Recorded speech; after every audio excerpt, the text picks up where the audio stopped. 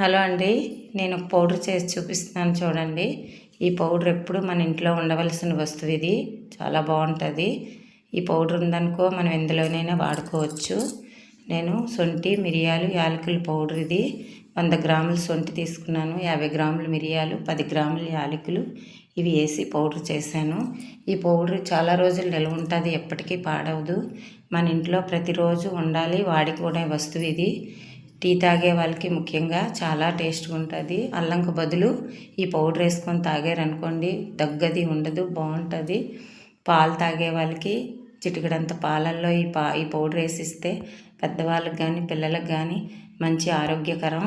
జున్ను వండుకోవాలనుకుంటే చాలా ఈజీగా చేసేసుకోవచ్చు. ఎప్పుడైనా మనకు జున్ను పాలు దొరికినప్పుడు ఈ పౌడర్ ఉందనుకో చిటికలో చేసి పెట్టుకోవచ్చు.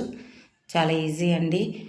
ముఖ్యంగా ఒళ్ళు నొప్పులు ఉన్నాయనుకోండి, హాట్ వాటర్లో గ్లాస్ వాటర్లో చిటికెడంత పౌడర్ వేసి మనం తాగామనుకోండి, మన బాడీ రిలీఫ్ ఇస్తుంది.